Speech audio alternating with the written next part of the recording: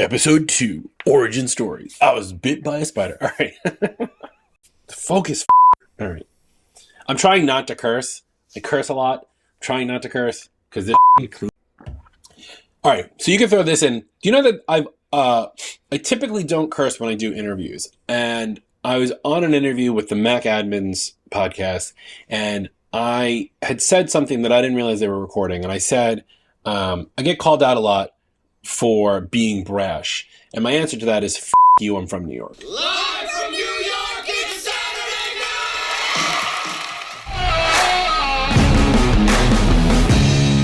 night! What's up, everybody? Welcome to the All Things MSP podcast with Justin Ascar and OG host Eric Anthony. Today, we are talking about Origin Stories. We're going to talk a little bit about where we came from, how we got here, when did I get bit by a spider and become Spider-Man? Got a story about that too. And that's what episode 2 is going to be about. So sit down, buckle up, throw on those headphones, plug them in, listen up. What's up, my friend? How are you, Eric? I'm doing great. How are you, sir? I'm good. I'm trying to get through. It's Friday. I'm trying to get through a lot of my day. I got a big dinner thing happening tonight. We'll talk origin stories. I'll talk about how I like food. I'm making paella for some friends. And I'm not even sure if I have a paella pan. I have to go find it after this recording. So, planning is good. This episode's all about origin stories. We're talking about a little bit about how you got here, how I got here. I'll let you go first. Yeah, well, so, this is episode 2. We wanted to make it because going forward, we're going to be talking about stuff that really matters to you as an MSP, different topics, different points of view from different pieces of the channel, right? And we really thought that you guys deserve to know who the idiots are that are talking about this stuff. So that's what this episode is about. And it makes a perfect episode too, right? Because nobody listens to the first 3 episodes anyway. So we're just filling time. No, not really. But my origin story, probably, and this, I hate to go back this far, but I literally started doing computer work and getting paid for it when I was still, 14, 15 years old? Yeah. I mean, literally my mom would have to drive me to appointments. So that's when I started. Radio Shack Color Computer was my first computer, 4K, nice. Cassette tape.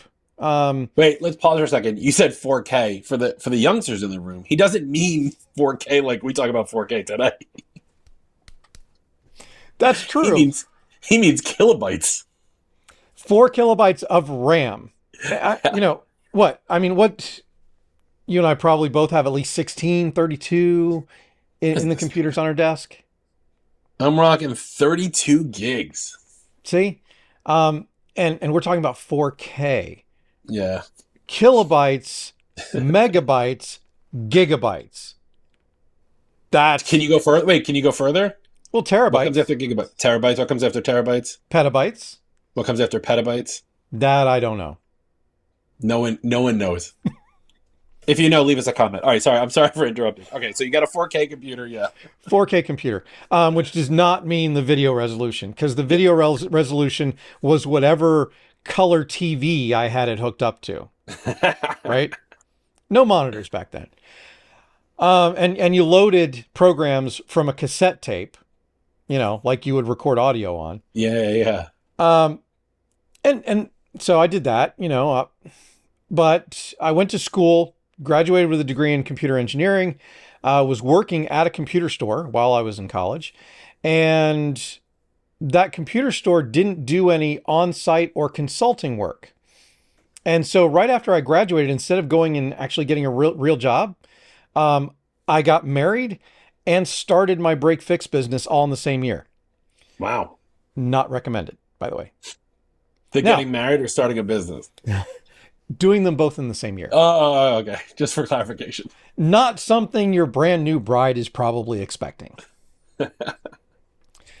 But anyway, so did that. Now, can't say it was bad because I did it for 10 years, right? Most businesses fail after 2 or 3.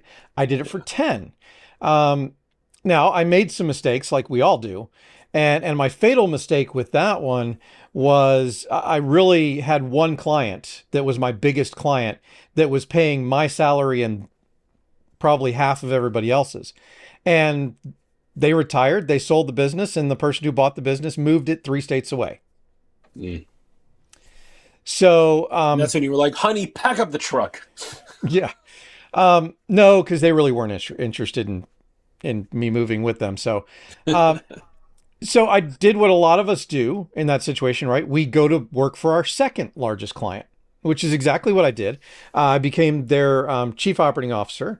Actually got to come to your fair city of New York several times because they were in the fashion industry.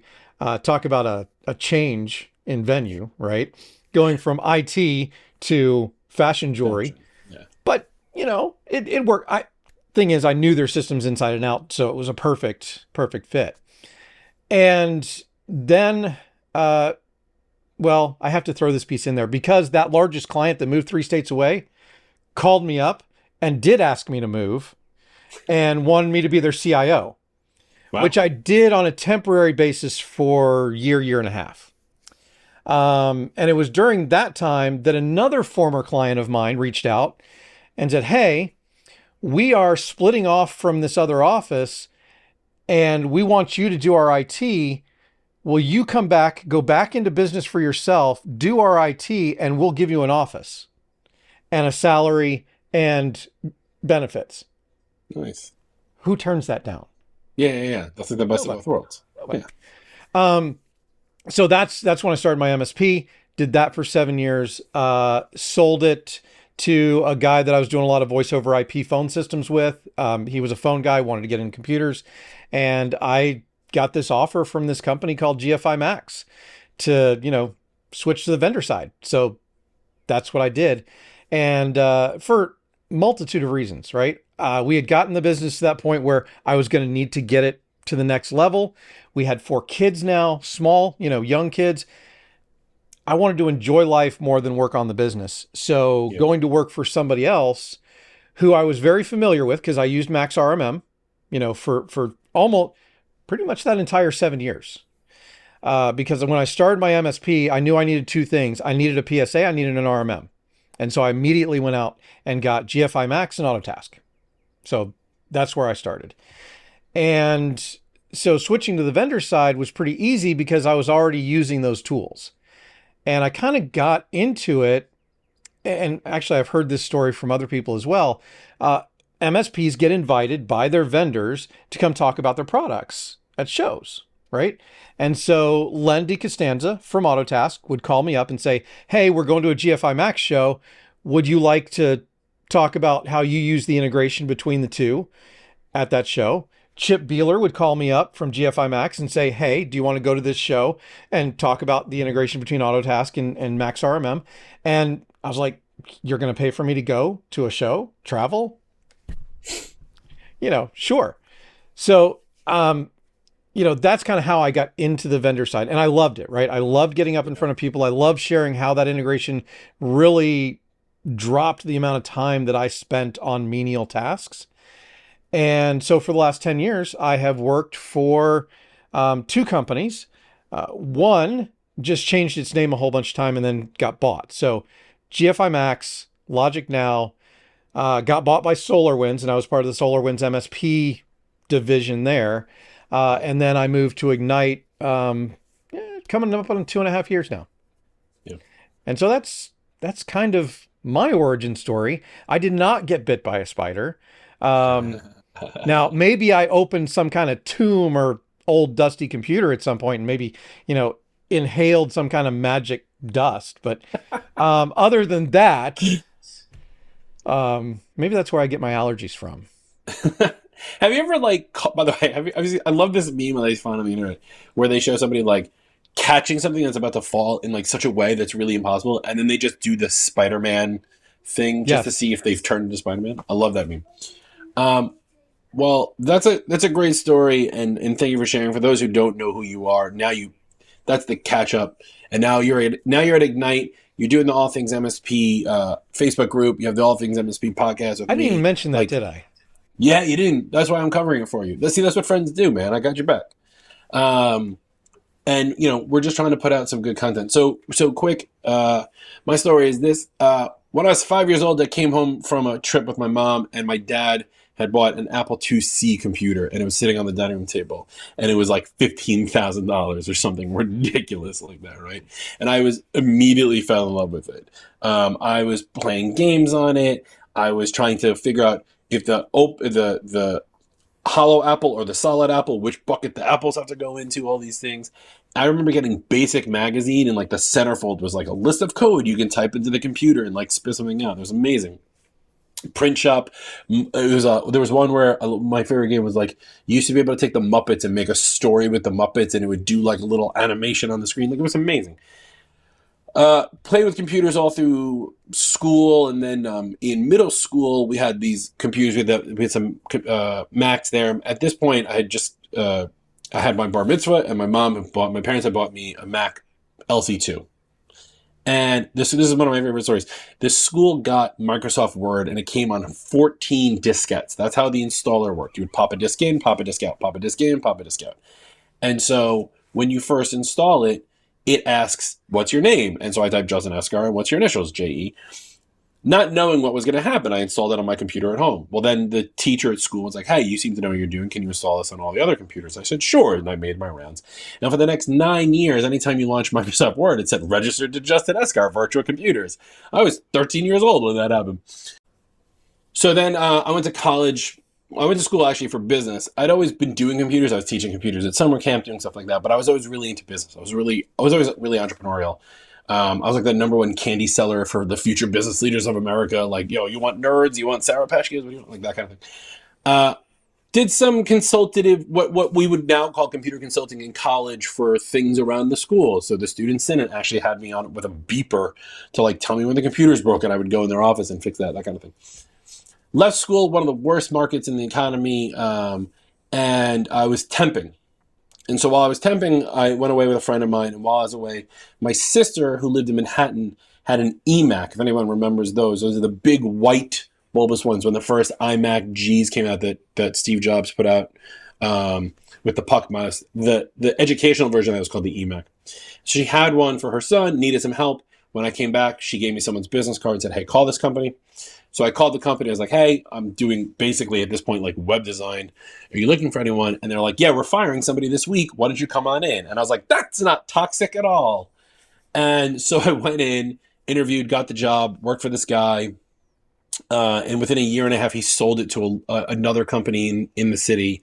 And I worked there until about 2008 when I finally departed from that. And I started Virtual Computers, which was my Apple consulting agency. And from Virtua spawned so many things for me.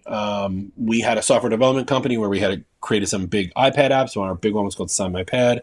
I then used the learnings from that to go on the speaking circuit, and I spoke at all the Mac conferences where I met other Mac consultants, where I learned that what I'm doing in my business isn't the right thing to be doing, and also they don't know what they're doing either.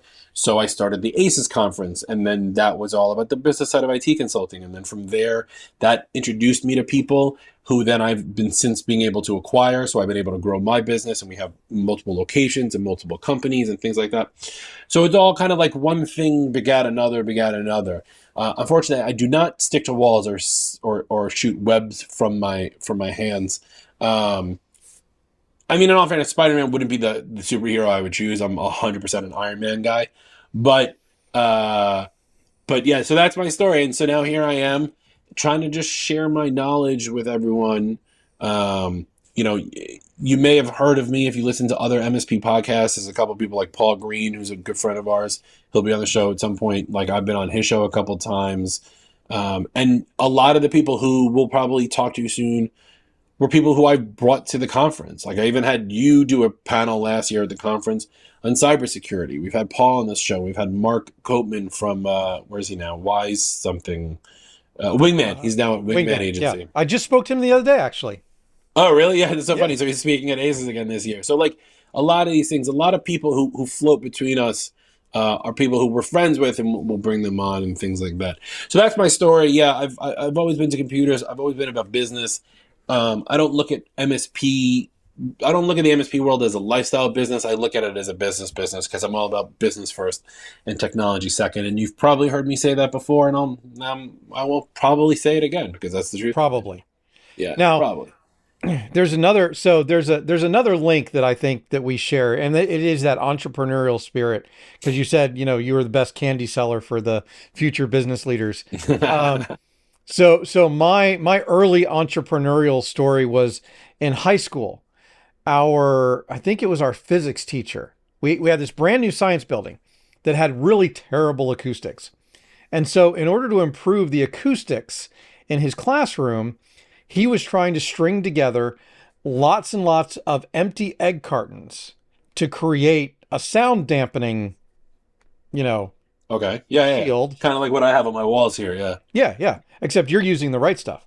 So anyway, at the time I was working for a grocery store, and I could buy sleeves of 300 clean empty egg cartons. Nice. So I bought a sleeve of those for like, I don't know, $20. Sold them for $1 a piece. So I turned $20 To the other $300 to the other kids Nice. because he was giving us extra credit, and you could get up to, I think it was up to 10 points of extra credit Nice. on I like your this. final grade for each, one per egg carton. So Yeah. everybody would be inspired to bring in 10. That's a sick story, dude. I love side hustle business Yeah. trickery like that. I mean, you could do. Let's bring that ideal back to MSP for a second. Like, there's no reason why you, as an MSP, have to only do just MSP work. Why you only have to deal with customers. I say this all the time. I've said it episode 1. I'll say it again. Is like I even go and build software for MSPs. The tools that we build for ourselves. If anyone didn't listen to episode 1, go back and listen. I mentioned a tool that we created that connects Zendesk to FreshBooks. We built it for ourselves, but we sell it, right? It's for sale in the Zendesk marketplace. You can buy it. All of those side hustle things, I think that's a huge piece, and I think a lot of MSPs forget about that, especially because, and I don't mean this offensively to anyone who's listening, I think a lot of MSPs are business owners and not entrepreneurs, and I think that they want to be entrepreneurs, and I think this is a good way to get them there. And I think even more accurately, and to put it into the E-Myth vernacular, they are people who own a job rather than own a business. They own the business, that's a fact, but what they really did was go out and start a job working for themselves. Entrepreneurialism, I don't, that's going to make a fun outtake. It's different. Oh crap! No, I can't do it. This is the The big E word. the big E word. Yeah. It's a different mindset. And if that's something you're like, I don't understand what you're talking about, which, by the way, is exactly where I was with my break fix business. This was me. Like, I didn't have the entrepreneurial mindset, I guess is the word I'm looking for, so that I'm not trying to use a fancy word that probably doesn't exist anyway. I did not have that mindset with my break fix, which is why I exited poorly out of that one, even after 10 years. The E-Myth by Michael Gerber, I've mentioned it a couple times. I've mentioned it on both episodes already, is the book that turned on the light bulb for me. That's the one where literally, ding, I understood what I was doing wrong and how I was thinking about the business incorrectly so that I could get to the next step. And that made all the difference when I, eventually started my MSP in 2007. I had an entirely different way of looking at how I was going to build and run that business. So this is something that's a bit of contention for me. The definition of an MSP. Oh, because on really? the Apple side of things, because on the Apple side of things, we don't. Hear me out. The term MSP has only really made it into the Apple consultants vernacular in the last 3 to 5 years. But Windows MSPs have been calling themselves MSPs for years. Break fix makes sense. They break, you fix. Done, right? MSP, managed service provider. You are managing their services, but are you? Right? Because you're doing more than that. You're taking care of their computers as well. So, like, maybe, and this totally screws the title of our own show, maybe there should be something other than the term MSP, or do we all just fall into that category because everyone just seems to think that's the way it should go? Sidebar. I once had a client call me one time, or a potential new client, and they were like, "We're looking for someone to take care of our computers," and I was like, "Cool." They're like, "Do you do MSP work?" And I was like, "Well, MSP is an industry term. It's not really something that like clients typically use. And like, we're not really an MSP because we're an Apple consultant." And they're like, "Oh, so you're not an MSP?" And I'm like, "I don't think you know what an MSP is, right?" So like, it's only an industry term in and of itself anyway. But the classification of what it is, my definition, any IT consultancy that is just making monthly recurring revenue. Yeah, and I think that's probably at this point in time the best definition. Nailed it. You are 100% correct in that we have taken the term MSP out of context and put it as this broad umbrella over everything. Yeah. Which, if you hear me say that, you probably think that I don't like the term. I don't like what the term has become, to be specific, because it's become too generic, right? And it Yeah. does not accurately describe all of the people who call themselves MSPs. And that is really starting to cause problems in our industry because we're doing so many different things. The businesses actually look different, even though they're doing IT work. They may be doing managed IT work, but because of the other things that they're packaging in that, they're not really MSPs. There's something broader than that. And that's where I struggle, because we're going to continue to use the word MSP because A, it's in the title, but B, because that's how people lump us together. I mean, that's how we find each other, right? Literally, Yeah. if you want to go find out how to price and package your MSP, you're going to say how to price and package my MSP. You know, it's just what you're going to Reddit, look up. it's Reddit/r/MSP, not Reddit/r/ what is my business? What am I doing? I'm doing computer consultancy, break fix, help me Yeah. .com. Like, Well, it's not that. it's not r/IT services. Yeah. You know, it is what it is, and that's what we're stuck with. And I think as long as people understand that it doesn't accurately describe it anymore, that's okay. I can live with it. But yeah, Oh I my agree God, with can you you. imagine if we started the revolution? Like, this would be amazing if, like, the new band of MSPs don't call themselves that, thanks to episode 2 So, of our podcast. so, and I was thinking when you brought this up, I'm like, this is episode 3. So I think what we should do is we should both go off into our, different worlds, think about MSP, what it means to us, and what we think actually exists out there today, come back and do that as episode 3. That sounds like homework. I'm okay with it. Oh, come on. You want to get into that topic. I will I will bring friends on to rip into that topic as well. The more Yeah. the merrier. The more the merrier. So I'm okay with doing that. So okay. So now that we're in episode 2, so now everyone who's been watching has heard a little bit. We've talked a little bit episode 1 about the MSP market. We're talking a little bit about who we are. We want to hear from you. We want to know what you want us to talk about. Like, we have a couple of ideas. We'll churn out a bunch of episodes.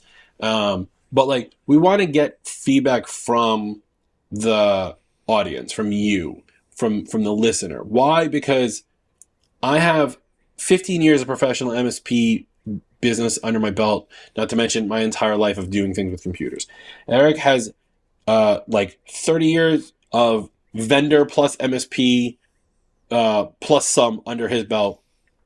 Also really good at managing a marriage with a business. So like, he's got that as going for him as well, right? So I kind of feel like we know what we're talking about, like a little bit. Like I would love to try to be stumped, and it does happen from time to time. But you, the audience, please send us your questions, put comments in, talk about whatever you want to talk about. I take good, bad, ugly, whatever it is. I don't care what you write. I will probably read the. You know what? Leave your worst comment without being like weird or like creepy or whatever it is.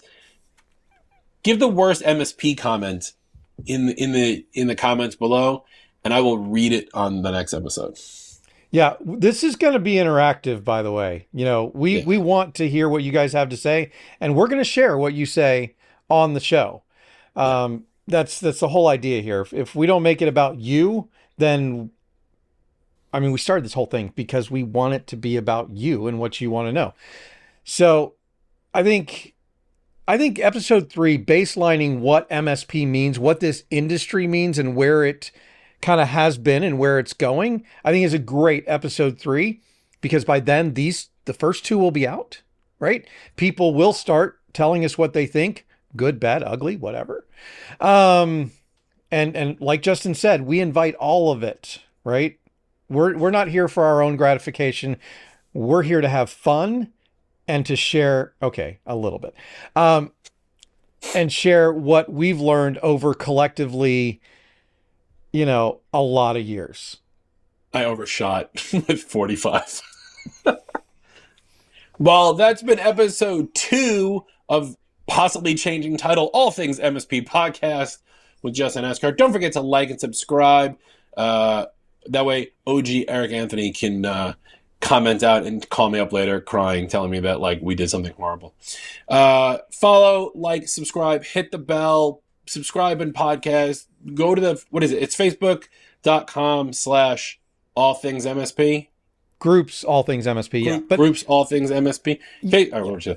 Go sign up at facebook.com/groups/All Things MSP. You'll find out more about the show. You can leave comments there. This is going to be fun. Again, it's about you. It's not about us. We want you. Pay attention. Pay attention. Hello, pay attention. This is on. You know what? And eventually, because this is only episode 2, we haven't planned this out, we'll have a sign-up link. We'll bring you on. You can ask us questions about your business as well.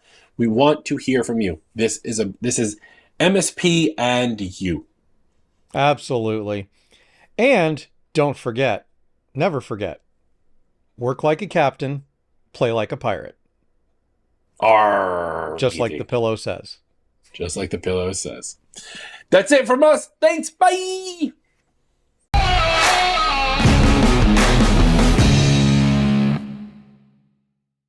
Buckle up. Sit down. Well, I guess we would sit down first. Let me try that again.